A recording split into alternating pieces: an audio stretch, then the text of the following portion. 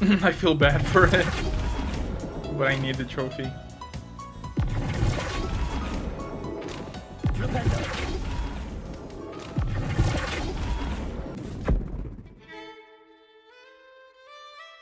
I have earned 40 platinum trophies. Some were brutal, some were beautiful, and some were basically a nice dinner date with the trophy notification at the end. Hogwarts Legacy is somehow all of them. It is a magical, comforting, addictive, and also one of the most tedious platinums I have ever had the pleasure of dragging myself through. It made me want it to end, and then somehow made me feel bittersweet when it actually did. With over 1,000 different activities begging for your attention, this game eventually turns into a map cleanup simulator that feels like it was designed by a demon. And well, I can tell you, I did not know what I was in for. Howdy, my name is Fan, and after doing every single thing Howard's Legacy has to offer, let me tell you about why I love and hate this journey. Let's go!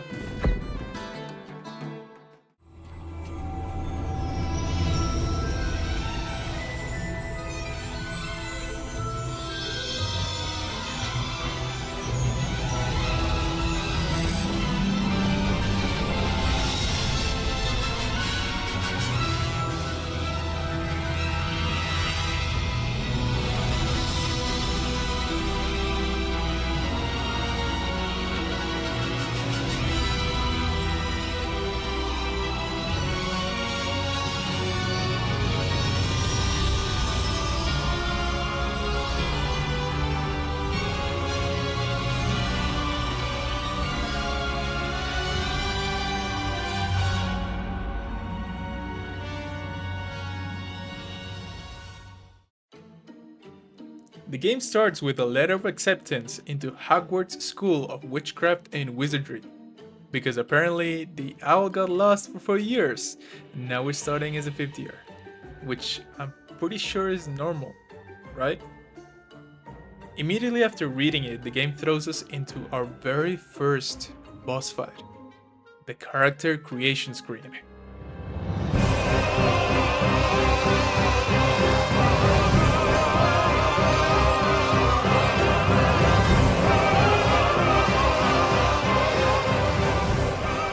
Luckily, after only a couple of hours and several painstaking attempts, we managed to clear it and make sure we look slick as hell.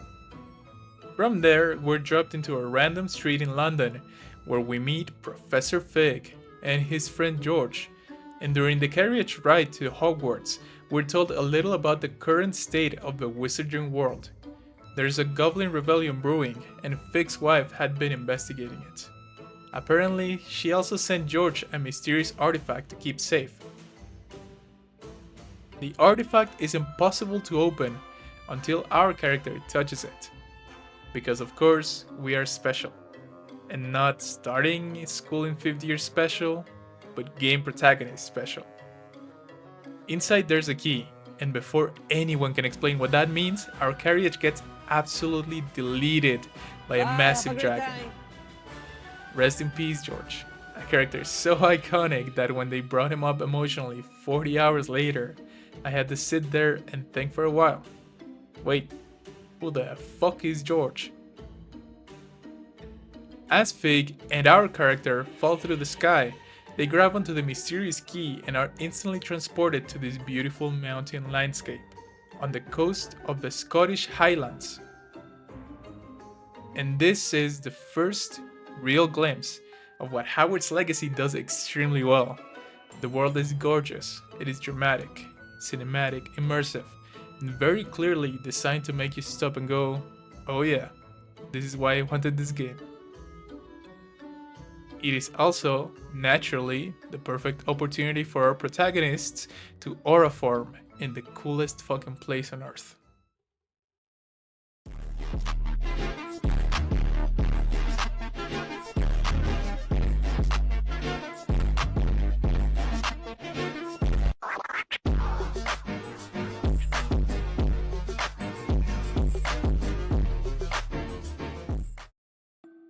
After exploring the ruins, we find that our protagonist has an affinity for a special kind of magic, ancient magic. Thanks to this ability, we managed to step straight into Gringotts, and it's here that the game starts setting up our main objective. Through a pensive memory, we see Charles and Percival, two former Hogwarts professors who seem to be in the middle of creating a series of trials that only someone with our ability to see and use ancient magic could discover and follow. Right here we also meet Ranrock, the leader of the Goblin Rebellion. And you know what? I respect the game for committing to him as the main villain. Because Ranrock is powerful, sure, and I mean the story tells me he is dangerous as fuck, but every time I saw him, I could not stop thinking I could just throw hands with this man. Like, I know he has ancient magic and an army, but physically, I feel like one good kick near a cliff could be the solution to all our problems. Unfortunately, we are not allowed to test that theory yet, because right now he is too powerful for us. So we barely escape, and after surviving a dragon attack, Gringotts, ancient magic, and one extremely kickable goblin, we finally arrive at Hogwarts. Late, of course. At this point, I think our character is either unlucky or just inherently incapable of showing up to important things on time, which would explain starting school at 5 years late. And for the sorting ceremony, because I linked my Wizarding World account, the game already knew exactly where I belonged. Naturally, we get sorted into Slytherin. You belong in Slytherin!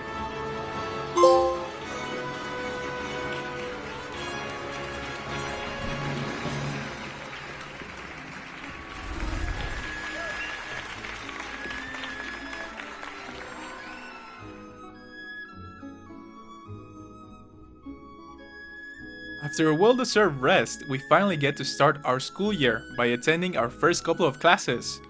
And naturally, the best way to make friends at Hogwarts is by giving one of your fellow Slytherins the biggest humiliation of his life in front of everyone at a good old-fashioned magical duel. Duelists, take your marks. Time for a proper Hogwarts welcome. Now, You're fucking done, bitch. Using only Levioso, basic cast, and Protego. You may begin. Now for second. Lucky.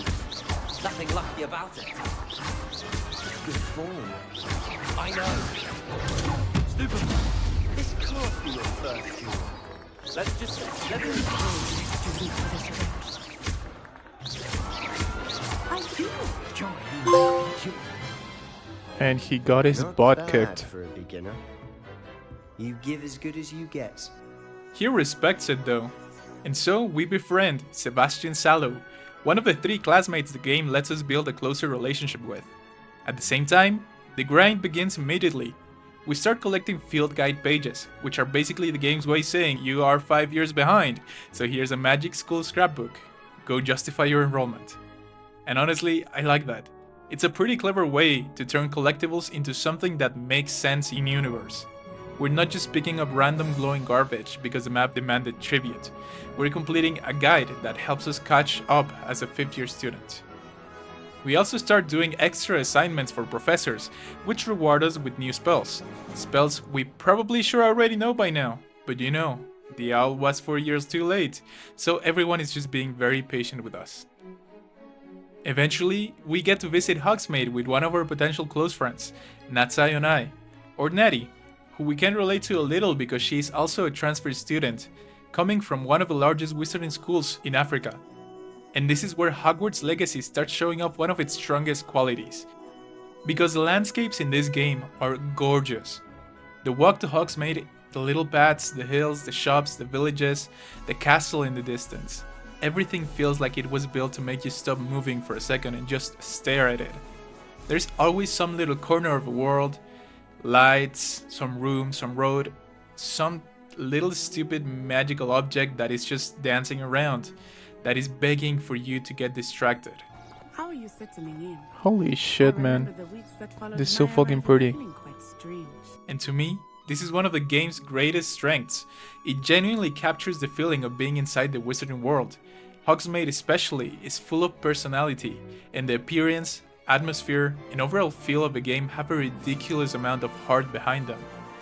This is a part of Hogwarts Legacy I can get lost in for hours. Not because of a checklist, not because of things we have to do for the platinum, but because for a while, the world itself is enough.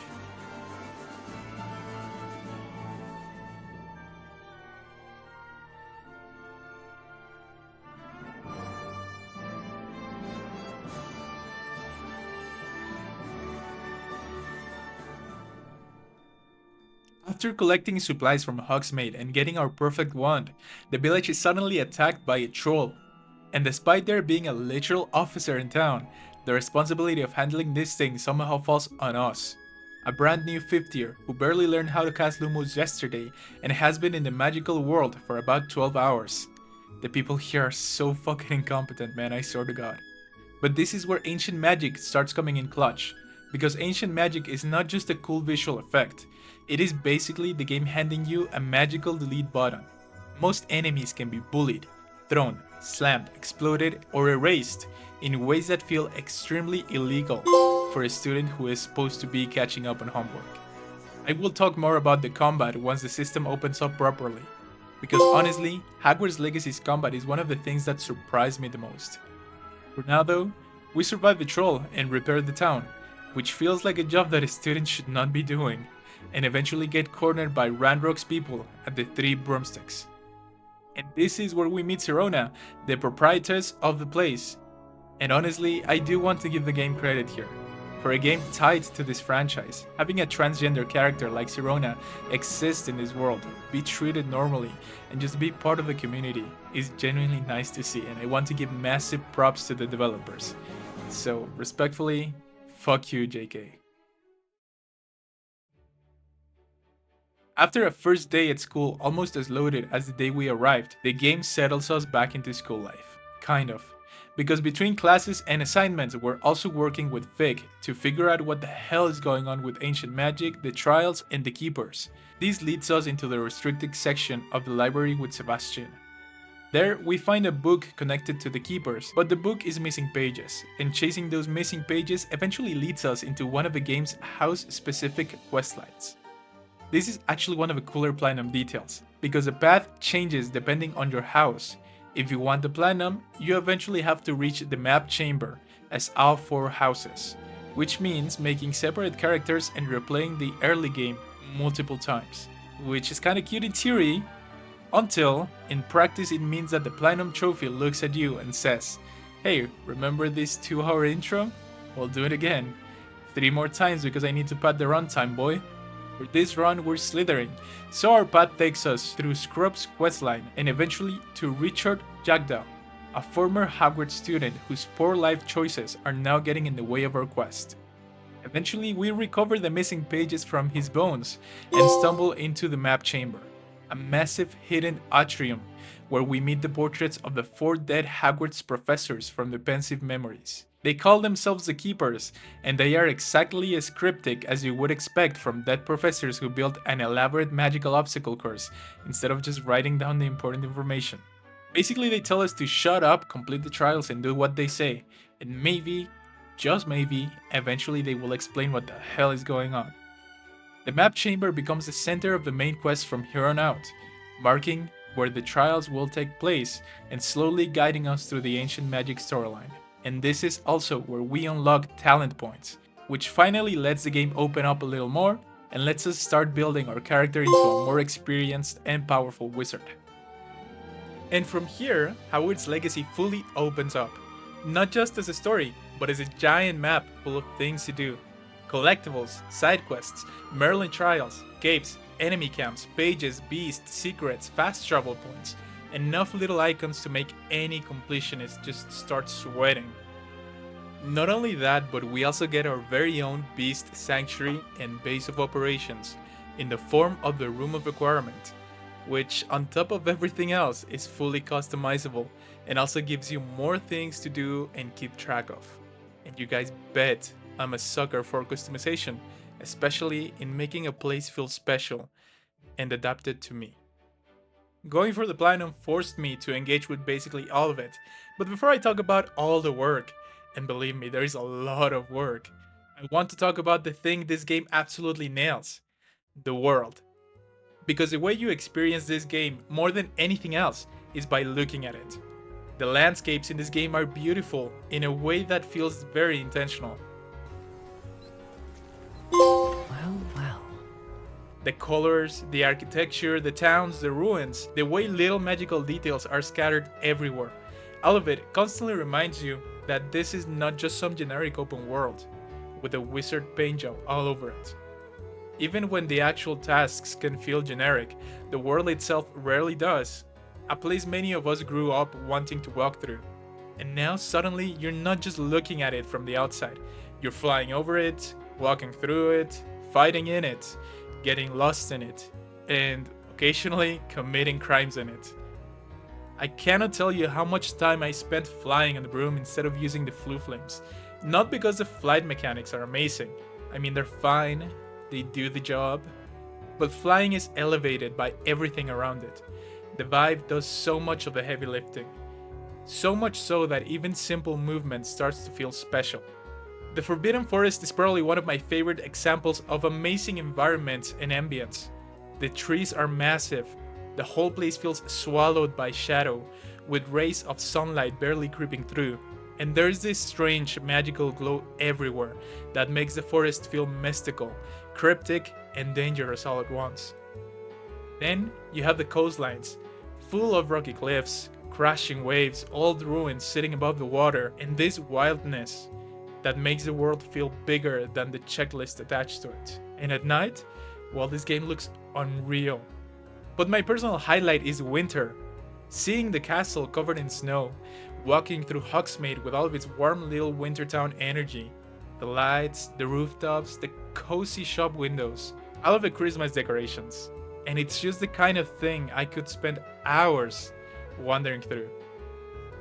So, when it comes to aesthetics, landscapes, atmosphere, and the pure visual experience of existing inside this world, I am completely in love with Hogwarts Legacy.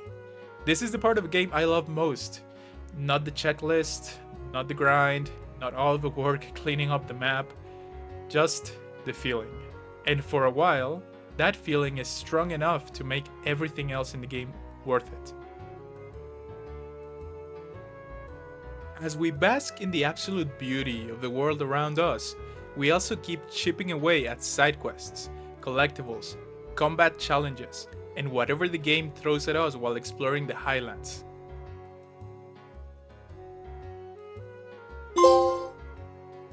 In between all of that, we continued the main story and eventually complete the first Keeper trial. This leads us back to the map chamber where we meet the portrait of Charles Rookwood and get pointed towards the location of the second trial. So naturally, after being urged to complete these trials for the sake of the magical world, we do the only thing a reasonable Platinum Hunter would do. We go back to cleaning up the map for another 6 hours. At this point, we start picking up more trophies tied to collectibles, side quests, exploration, and some of the game's bigger optional storylines. And yes, one of those trophies involves us rescuing a dragon, which is not just cool as hell, but also part of how we start building a relationship with Poppy Sweeting, the last of the 3 classmates who get a proper relationship questline. Poppy's quests are all about saving fantastic beasts from evil and heartless poachers who are trying to kill them and use them for profit. Pretty regular fantasy hero stuff, but the more you get to know Poppy, her past, and the reason she cares so much about these creatures, the more her questline becomes one of the highlights of the game, right alongside the other 2. And that brings me to something Hogwarts Legacy does better than I expected: their relationship side quests. But before we get into Sebastian, Natty, and Poppy, and all of the Emotional, damn it! let me show you some of the trophies we picked up before the next major trial and story beat.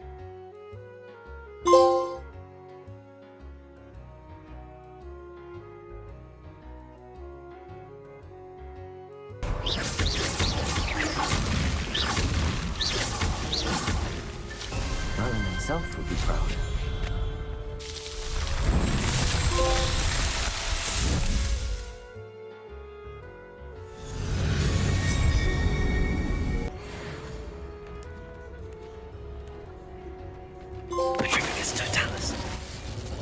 Okay, and we just got a trophy.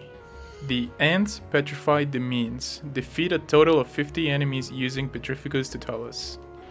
Oh, it's gonna be a huge tent as well. Merlin's name? Oh, damn.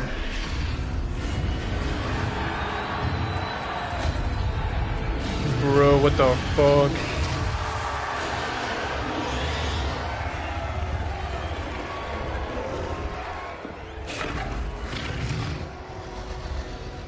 Am I gonna fly a dragon? Please tell me I'm gonna fly a dragon. It's a dragon fighting ring. This is Hauntel Hall. The name makes sense now, and the secrecy. Incendio!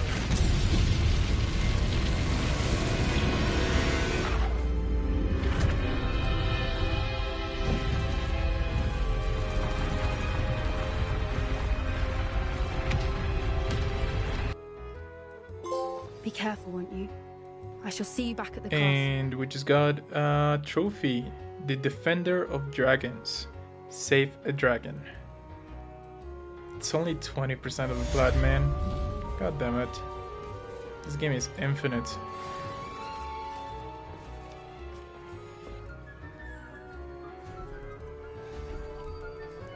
Beautifully done. Class is dismissed. And remember, now is not time. Sorry, you probably stopped hearing Miss Weasley, but we got our next trophy, which is the Spellmaster. Learn all spells. Hey, we made it, and we got a trophy. Coasting along. Visit Poitzer's coast. Oh my god, bro, this place is great. Shit.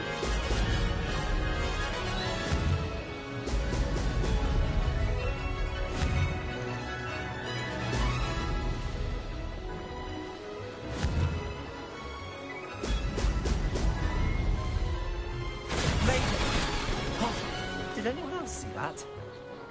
Damn, I fucking destroyed her. It has been fun. Glad you're here. 5th year. You're an asset to our house. You take care of yourself. And we just got our next trophy. Flight the Good Flight. Beat Imelda's time in all broom races. Oh my god. I feel bad for it. But I need the trophy.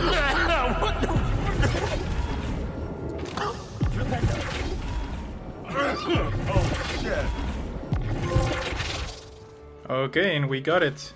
Spilled milk. Use Flipendo 10 times to tip 1 cow or several. Continuing with the main story, we finish the second trial and meet the portrait of Niam Fitzgerald, who tells us that the third trial is actually right there at Hogwarts, inside the headmaster's office. And of course, the only reasonable way of sneaking into the headmaster's office is to take the Polyjuice potion, become Headmaster Black, and walk through Hogwarts being an absolute shitter while making him look even worse than he already does. I've a good mind to write to the Department of Magical Games and Sports at the Ministry about you. Good idea. I can even provide the parchment should you need it. Now, where is my elf? Parchment? Very well, I will, and with pleasure. And I spotted Scrope in the Great Hall. Seems to be avoiding me. I wonder why. Good day, Madam Kagawa. Ahem! Attention, students! I hereby decree that the Great Hall be forthwith decorated in the stunning banners of Slytherin. I shall be taking no questions at this time.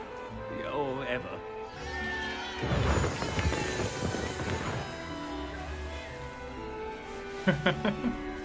The third trial is also one of the most special ones in the game, because it is all about the Deadly Hallows. We get pulled into Hogwarts Legacy's version of the tale of the three brothers, from the tales of Beetle the Bard, and end up using the Hallows themselves to overcome death and uncover more of the story behind the Keepers. This is where we learn more about Isidora Morganac, their former student turned colleague, who could also see and use ancient magic. And unlike the keepers, Isidora was not exactly interested in just observing it from a safe academic distance. She was actively experimenting with it, which I'm sure cannot possibly go wrong. Right up. And finally, we meet the fourth and last keeper, San Bakar, who points us to the fourth and final trial, that is on the Poitor coast. After this, we also embark on a journey to rescue an endangered phoenix. The phoenix.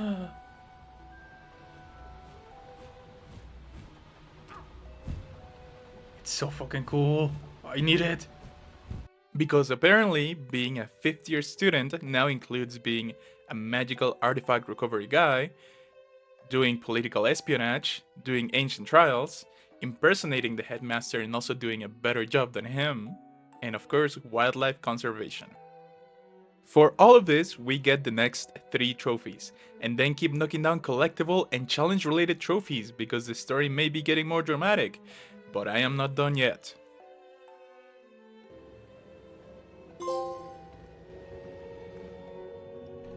And we got the next trophy, the Hallowed Hero.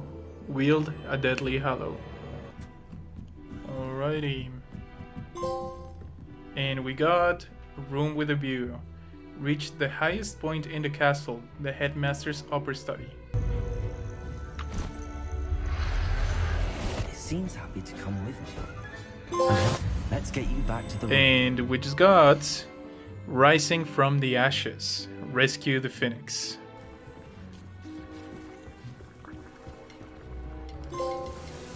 And we got it. Going through the potions. Brew every type of potion.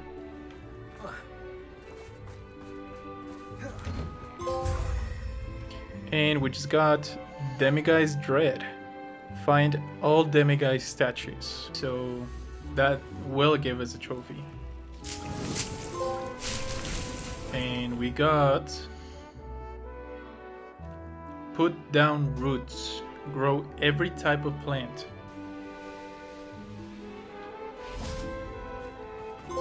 Nice to see you. Hey, we just got it.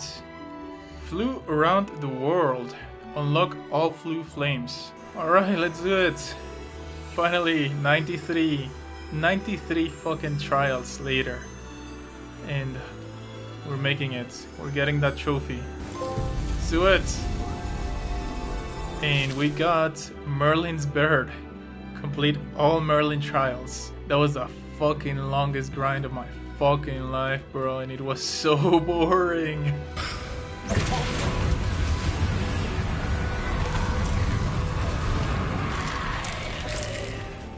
Okay, we're gonna get a trophy here. And we got the root of the problem. Stun 10 different enemies using a mandrake. Let's upgrade it. And we got 3rd time's the charm. Upgrade a piece of gear 3 times. So the cave that is literally called Moonstone Cave holds a moonstone. Wow. And we just got the Intrepid Explorer. Discover all Cairn dungeons.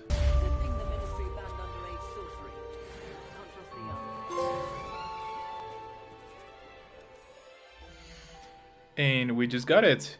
The Good Samaritan. Complete all side quests.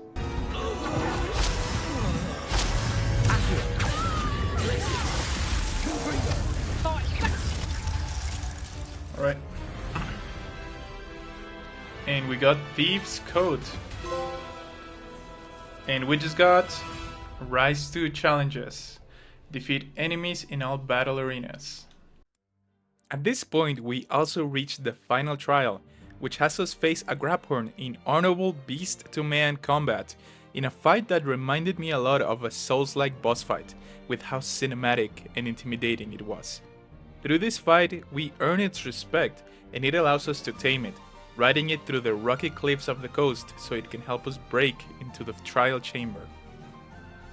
And with the grab horn finally added to the collection, it starts to feel like all our troubles with the giant checklist that this game has are almost over. After viewing the last pensive memory, we learn the truth about Isidora. She had been taking people's pain and negative emotions away and extracting them through ancient magic, storing all of that power inside of a goblin metal repository hidden right under Hogwarts, right under everyone's noses, which is, naturally, the exact thing Ranrock has been looking for this entire time. So now, he wants to use this forbidden ancient magic to become all-powerful, and we are about to head into the final mission to put an end to him. But before that, because I am trying to get the platinum, ideally before my soul leaves my body, we still have a couple more trophies to clean up.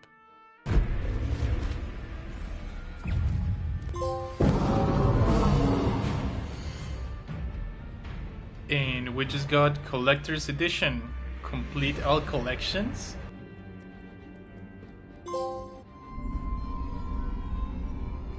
And we just got the one who mastered memories. View all pensive memories. Oh my god, they're gonna give us a Battle of Hogwarts. And we just got Grappling with a Grabhorn. Subdue the Lord of the Shore. I'll look after you. And we just got the Nature of the Beast. Breed every type of beast.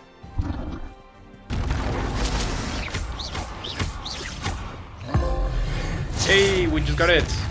Finishing touches. Use ancient magic on every enemy. Once we make it into the caverns beneath Hogwarts, an all-out war breaks out against Ranrock's goblin forces. The professors all unite to help us reach the repository, and eventually we face Ranrock himself, who ends up transforming into a dragon.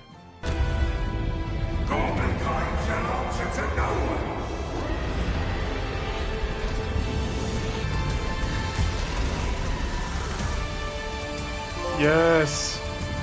And we just got the hero of Hogwarts, defeat Ranrock. If you want the exact ending to the story, honestly I'd rather you go play it yourself. But I will say this, the main story is not really where Hogwarts Legacy shines the brightest. It has scale, it has spectacle, it has beautiful moments, but the actual storytelling that stuck with me the most came from the relationship questlines, so now we're gonna focus on those. Starting with Natsai on I. Natsai's story, in true Gryffindor fashion, is all about bravery, justice, and the cost of throwing yourself into danger because you believe it is the right thing to do. Throughout her questline, she helps us go after Harlow and the Ashwinders, a crime syndicate tied to Ranrock's operation, and on paper that sounds like a regular heroic fantasy stuff.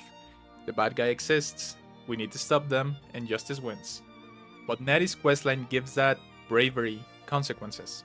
She is a 15-year-old girl willing to risk her life against the criminal underbelly of the wizarding world, sometimes with a level of confidence that feels inspiring, and sometimes with a level of dumb confidence that makes you go, can a single adult help these poor children?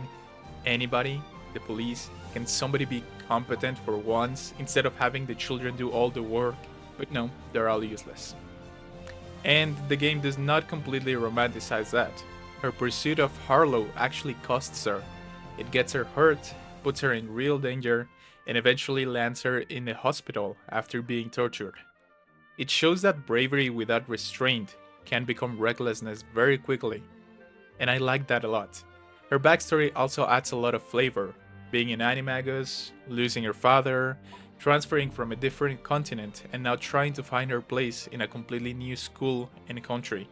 And it gives her a natural connection to our protagonist, because both of them are entering Hogwarts late, carrying old baggage, and trying to adapt to a world that already feels like it has moved on without them. I believe your friendship to be one of the most important in my life. Thank you for coming to visit me. It is always good to see you. And we just got the Avenging Gazelle. Next and most interesting to me is Sebastian Sallow. His questline is about how no matter how kind-hearted or well-intentioned an objective may be, taking the wrong path toward it can still lead you to pain, abandonment, and the loss of the very thing you were desperately trying to save. At first, the quest is simple. It focuses on the friendship between Sebastian, the protagonist, and Ominis Gaunt, Sebastian's blind best friend, who often serves as the voice of reason and the moral counterweight of the entire storyline. And Ominis is important here, because he is not just some random good boy telling you dark magic is bad. He is a Gaunt. He comes from a family legacy already poisoned by dark magic, cruelty, blood purity, and obsession. So when Ominis tells Sebastian not to go down that path, he is not speaking from innocence, he is speaking from experience. And of course, this questline is also famous for being the one where you can learn the unforgivable curses. And I love how that plays out in gameplay and in the story. If you choose to enable Sebastian's path, the curses feel like a reward. They make combat easier. Crucio can control a fight. Imperio turns enemies into tools. Avada Kedavra is just a straight up instant kill on a cooldown. And it is all pretty fucking cool and very useful. And honestly, that is what makes them interesting, because the curses are too easy to use. There is no morality system screaming at you, no huge mechanical punishment, you just press the button, the enemy disappears, and the game moves on. The consequence is not mechanical, the consequence is knowing what you just chose to become comfortable with. The moment that you use these curses against another sentient being, you are no longer cleanly above the dark wizards you are fighting. You are controlling someone's will, you are torturing them, you are taking lives in a way that is quick, effective, cold, and almost disturbingly uneventful. And that is exactly the danger, because just like it is easy for us, the player, to use dark magic because it makes the game easier, it is easy for Sebastian to justify darker and darker choices because he believes the goal is worth it. He wants to save his sister, Anne. And at first, that is sympathetic. It is really hard not to understand him. His sister is suffering, the adults around him feel useless, and every door that could lead to a cure seems either locked, forbidden, or hidden. But slowly, Anne stops being treated like a person with her own pain and her own limits, and starts becoming the symbol of Sebastian's obsession. Saving her becomes less about listening to her and what she wants, and more about proving that he was right to keep going and to save her. And that is where everything starts falling apart. The mere knowledge of the curses paired with desperation, pride, rage, and fear becomes a time bomb. And for Sebastian, there comes a point where all of that finally overflows. His ambition, his love, his anger, and his refusal to stop lead him to very consciously harm a member of his own family. And by the end, the people closest to him either give up on him, leave him, or are left broken by what he did. He ends the questline worse than he began it, because at the start, hope was distant, but it was still present. And by the end, he has power and he has knowledge, and he has nothing left to save. Pay for this! Seems so long ago. Thank you. I have no idea what's to come, but I'm grateful for your friendship. I'm glad you came to Hogwarts. And we just got a sallow grave. And last but not least, there's Poppy Sweeting. Poppy's questline teaches us that it does not matter what your upbringing was. There is always a chance to change, think for yourself, and choose compassion.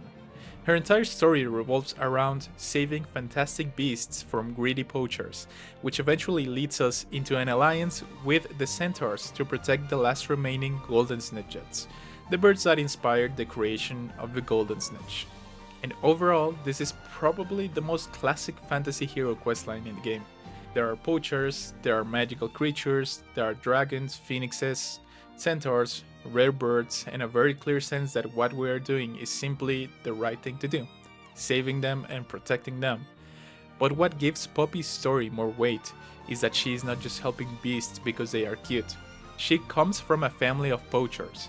She grew up surrounded by the exact cruelty she now spends her life fighting against. And I like that, because Poppy's story is about refusing to inherit the sins of your family. It is about breaking away from the role people expected you to play, choosing your own values, and becoming someone kinder than the world that raised you. Compared to Natty's and Sebastian's, Poppy's questline is less morally messy. It is more straightforward, but I do not think that it makes it weaker. If Natty's story is about bravery and Sebastian's is about obsession, Poppy's is about compassion. And in a game where we spend a lot of time throwing people into the air, exploding goblins, and using ancient magic to obliterate them, there is something genuinely nice about a questline that says, sometimes being powerful just means protecting something weaker than you. And with centaurs as allies, I might actually go looking for trouble. You and I should meet for a butterbeer soon. Perhaps Hyman can join us? And we got Beast Friends. And so, with all of that out of the way, the Platinum finds a way to laugh at us for one last time.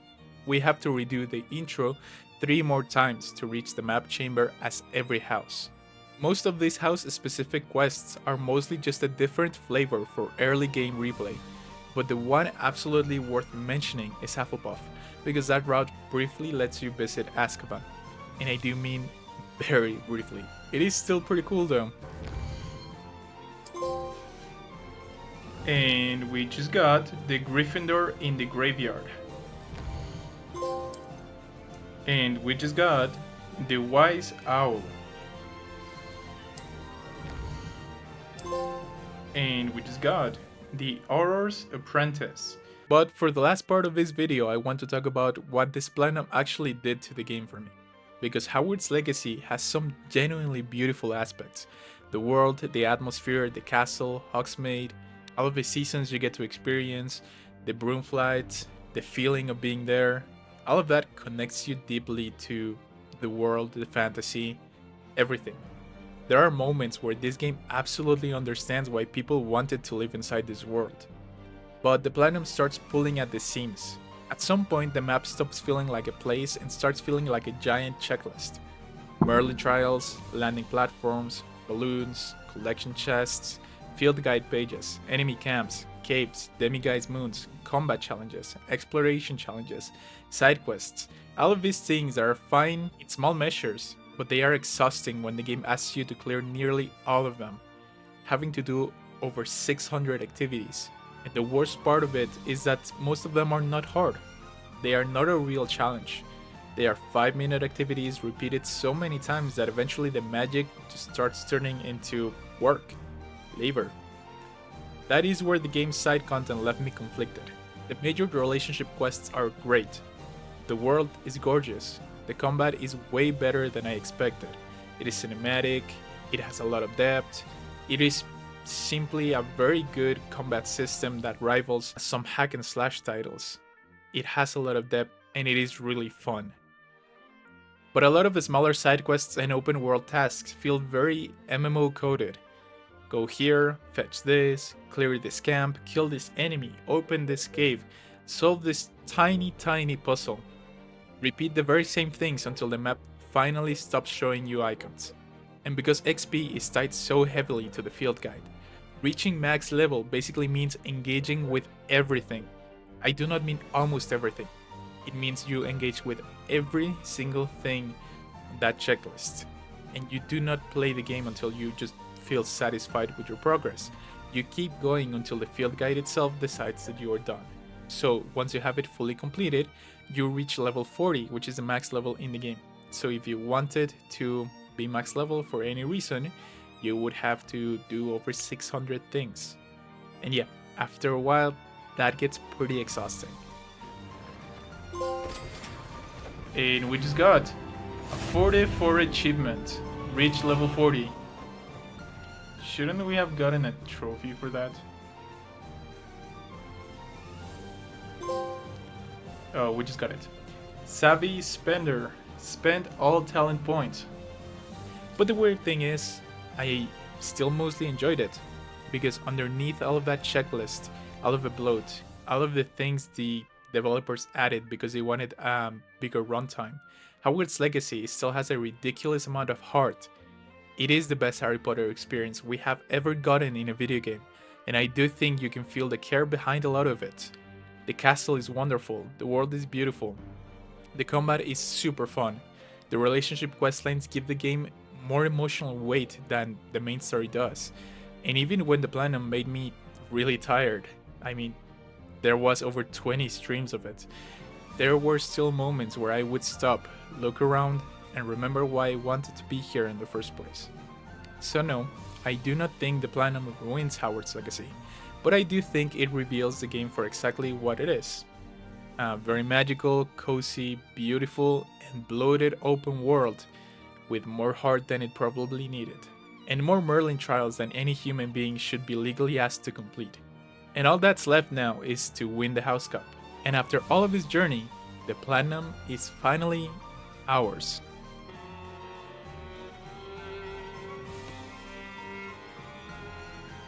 It's over. It's finally over.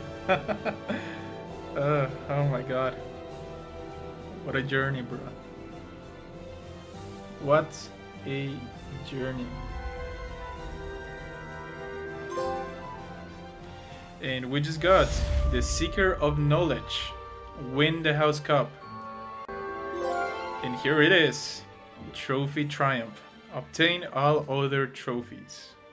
And that is platinum achieved.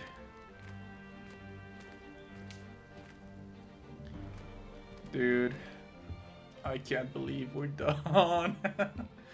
Oh my god.